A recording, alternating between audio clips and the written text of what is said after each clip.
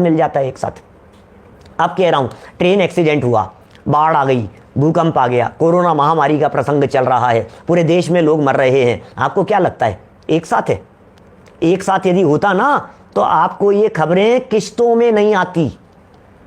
क्या ये खबरें किश्तों में आ रही है? इट मीन्स एक साथ नहीं है।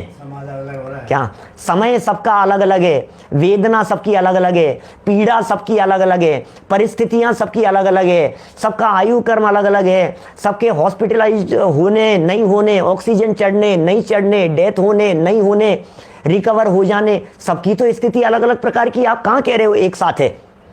कोरोना महामारी के अंदर यदि सबकी एक साथ स्थिति हो तो मैं आपसे पूछना चाहता हूं, हम तो सामने बैठे हुए हैं आपके, अभी आज तक तो बैठे हुए हैं ना, अभी चर्चा करते समय, कल का पता नहीं क्या होगा। क्या हमारा कहने का मतलब ये है भाई साहब, सामूहिक कुछ नहीं होता है।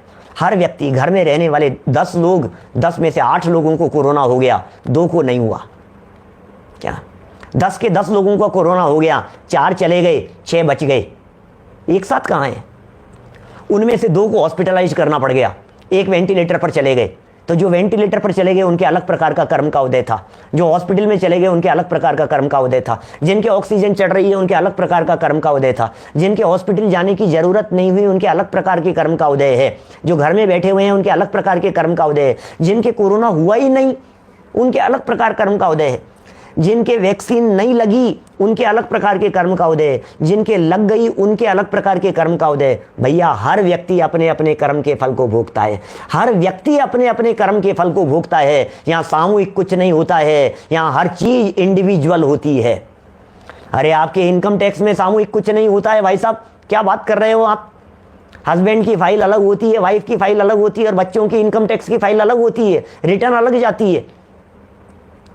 भैया जैसे इनकम टैक्स की रिटर्न फाइल सब अलग अलग प्रकार से जाती है, उसी तरह से यहाँ कर्म की रिटर्न फाइल भी सबकी अलग अलग होती है। बंधन सबका अलग अलग है, उदय सबका अलग अलग है, परिस्थितियाँ सबकी अलग अलग है। बातों को गंभीरता से विचार करना भैया, विषय समझ में आएगा। गंभीरता से प्रकरण को समझे। बोलचाल की भाषा है, सामूहिक हो रहा है साहब, सामूहिक हो रहा है साहब। किसी व्यक्ति के गलत इंजेक्शन लग गया है, कोई तड़प तड़प करके मर रहा है, कोई बिना तड़पे ही मर गया है। क्या कोई व्यक्ति रास्ते में ले जाते मर गया है। अरे भाई क्या है, सबको अलग अलग जगह पर, अलग अलग स्थान पर किसी को ट्रीटमेंट मिला, किसी को नहीं मिला, कोई ठीक हो गए, किसी की इम्यूनिटी डेवलप हो गई।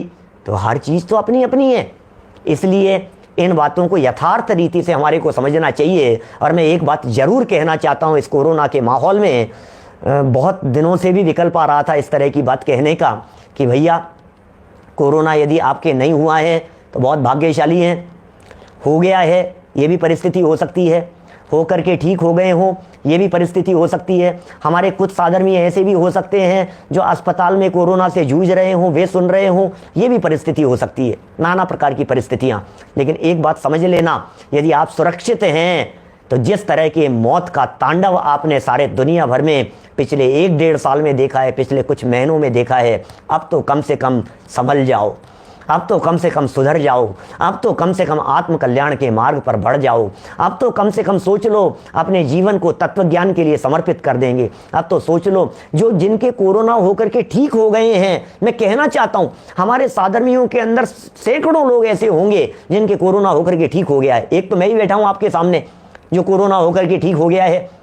मैं कहना चाहता हूं ये आपका पुनर्जन्म है, ये पुनर्जन्म है आपका, दोबारा मौका मिल गया है आपको, आप बच गए हैं, आपको दोबारा मौका मिल गया है। जीवन को समर्पित कर दीजिए वेद विज्ञान के लिए, तत्व ज्ञान के लिए, आराधना के लिए, आत्म कल्याण के लिए, देव शास्त्र गुरु के लिए समर्पित कर दीजिए, पंच परमेष्ठियों के लिए समर्पित हो जाइए, पंचम पारणामिक भाव का लक्ष्य करने के लिए समर्पित हो जाइए। अब विषयों में नहीं रचेंगे, अब कालाबाजारी नहीं करेंगे, अब बेईमानी नहीं करेंगे, अब धोखाधड़ी नहीं करेंगे, अब किसी के साथ में अन्याय नहीं करेंगे, अब अनीति का सेवन नहीं करेंगे, अब हम किसी के साथ में झगड़ेंगे नहीं। हस्बैंड यदि हॉस्पिटलाइज होकर के वापस लौट करके आ गए हों, संकल्प ले लेना पुनर्जन्म है, अब पत्नी से नहीं झगड़ूंगा। पत्नी विचार कर ले अब हस्बैंड से नहीं झगड़ेंगे, अरे पुनर्जन्म हुआ है इनका, क्या झगड़े के अंदर काल बिताए हम। बच्चे वापस लौट करके आ गए, पिताजी वापस लौट करके आ गए। सोच लेना कषायों के अंदर बहुत काल बिताया है हमने, झगड़े में बहुत काल बिताया है, नाराजगी मन मुटाव करते हुए हमने अपने जीवन के अमूल्य क्षणों को बहुत बर्बाद किया है। अब नहीं करेंगे। क्या निश्चित परसेंटेज से ज़्यादा किसी व्यक्ति के मौके का फ़ायदा नहीं उठाएंगे, ऐसा बिजनेस नहीं करेंगे जिस बिजनेस के अंदर हम दुनिया को लूट रहे हों, ऐसा काम नहीं करेंगे हम। कैसा कैसा काम होता हुआ दिखाई दे रहा है आज दुनिया में, हैं मौके का फ़ायदा उठा रहे हैं। कंसंट्रेटर डबल रेट में बिक रहे हैं, 4 गुनी रेट में बिक रहे हैं। ऑक्सीजन सिलेंडर कहाँ के कहाँ कैसे बिक रहे हैं, दवाइयों के अंदर क्या हो रहा है, मिलावट हो रही है, ये हो रहा है। सुनो भैया, हम कभी ये काम नहीं करेंगे। हमें पुनर्जन्म मिल गया है, हमें जैन कुल मिल गया है, हमें तत्व ज्ञान मिल गया है, हमें जिनवाणी सुनने का अवसर मिल गया है। ये ज़िंदगी बोनस में मिल गई है अब हमारे को। अब भी वही काम ठीक हो जाने के बाद में भी किस लिए ठीक हुआ, बता किस लिए ठीक हुआ। बातें बहुत सारी ये कहने के लिए थोड़ा कहा है, बहुत समझ लेना, समझदारी की बातें। अनीति, अन्याय, बेईमानी, अभक्ष्य, जीवन सदाचारमय, शांतिमय, देह से भिन्न आत्म तत्व कौन है, सोचो जरा कहता क्या है जैन धर्म, सोचो जरा जिनवाणी क्या कहती है, सोचो जरा भेद विज्ञान क्या है, सोचो जरा सम्यक दर्शन क्या होता है, सोचो जरा गतियों का अभाव कैसे हो सकता है, सोचो जरा चतुर्गति के दुखों से कैसे मुक्ति प्राप्त की जा सकती है। ये अवसर खोने योग्य नहीं है, ये अवसर चूकने योग्य नहीं है। मेरे यदि ये शब्द किंचित मात्र भी आपको लगते हों, हर व्यक्ति के लिए कह रहा हूँ, हर व्यक्ति के लिए कह रहा हूँ मैं ये बातें। माने मैं एक एक व्यक्ति को यदि मद्देनजर रख करके बात करूं तो मैं अलग अलग व्यक्तियों से अलग अलग प्रकार की बात कर सकता हूं। जो व्यक्ति ठीक होकर के आ गए हैं उनके लिए अलग प्रकार की बात करूंगा, जो आज हॉस्पिटल के अंदर जूझ रहे हैं कोरोना से उनसे अलग प्रकार की बात करूंगा। यदि वे सुन रहे हैं तो उनसे कहूंगा आज वेद विज्ञान करने योग्य है भैया। यदि जिनवाणी की बातें आज तक नहीं सुनी हैं तो कोई बात नहीं, लेकिन मैं देह नहीं हूं, मैं देह से भिन्न चैतन्य तत्व हूं। इस बात का श्रद्धान अभी करो, अभी देह छूटने के पहले पहले। सबके लिए अलग अलग प्रकार का संबोधन हो सकता है। हाँ, यदि हो सकता है आपके दोनों वैक्सीन लग चुकी है और आप यदि अपने आप को सुरक्षित महसूस कर रहे हैं, यदि आप ऐसा कह रहे हैं कि मेरे कोरोना नहीं होगा, मैं निकल चुका हूँ, निपट चुका हूँ, भैया परायेपन का व्यवहार मत करो, थोड़ा सा शिष्टाचार निभाओ, थोड़ा देखो, थोड़ी नैतिकता को अपनाओ। ऐसा नहीं हो भैया, जिन लोगों के घर में भोजन की व्यवस्था नहीं है, जिन लोगों के घर में दवाइयों की व्यवस्था नहीं है, जिन लोगों के घर में कोई संभालने वाला नहीं है, उनके घर में आप भोजन की व्यवस्था कर सकते हो, आप उनके घर में दवाइयों की व्यवस्था कर सकते हो। अरे टेलीफोन से कोरोना नहीं आता है, आप उनसे बात कर सकते हो, आप उनको सुविधाएं प्रोवाइड कर सकते हो। कई ऑर्गेनाइजेशन इस तरह के काम कर रहे हैं। मैं तो हमारी जिम्मेदारी की बात करता हूँ। हमारा दोस्त है, हमारे मामा जी हैं, हमारे चाचा जी हैं, वे लावारिस नहीं हैं, वे लावारिस नहीं हैं, वे हमारे अपने हैं। ये तत्वज्ञान कब काम आएगा, ये साधर्मी वात्सल्य कब काम आएगा। और ये साहब कोरोना हो रहा है, कोरोना, अरे हो रहा होगा कोरोना, कोई बात नहीं, मास्क लगा करके जाइए, आप पूरी पीपीई किट पहन करके जाइए, आप उनके घर में मत जाइए, आप उनके दरवाजे पर जाकर के भोजन लटका करके आ जाइए।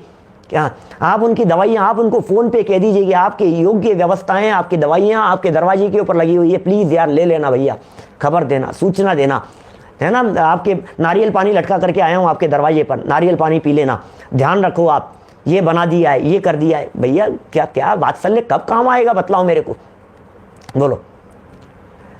माने बहुत तरह की बातें हैं, बहुत तरह की बातें हैं।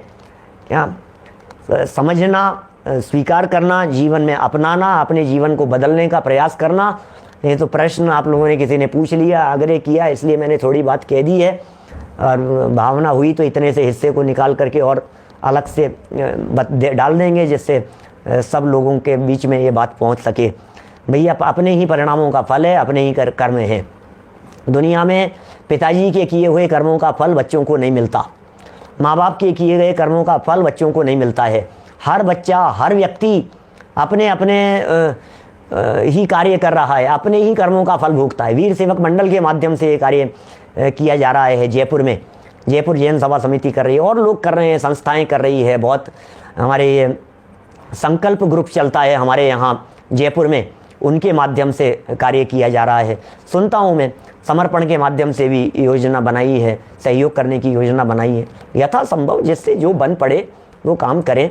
आपके आसपास में देखिए, आपके माहौल को देखिए, चारों तरफ देखिए किस तरह का माहौल चल रहा है। और सबसे बड़ा उपकार ऐसे प्रसंग में, सबसे बड़ा उपकार टोडरमल जी के मोक्ष मार्ग प्रकाशक ग्रंथ के 8वें अध्याय की पहली दूसरी लाइन, सबसे बड़ा उपकार, अछूतों जैसा व्यवहार मत करो। सबसे बड़ा उपकार, उन्हें भेद विज्ञान की बात बतलाओ। सबसे बड़ा उपकार उन्हें त्रिकाली ध्रुव गायक भगवान आत्मा की बात बतलाओ। सबसे बड़ा उपकार ये है, उन्हें ये बतलाओ भैया तुम कभी मरते नहीं हो, भैया तुम कभी मरते नहीं हो, तुम मरने वाले तत्व नहीं हो, तुम अमर तत्व हो।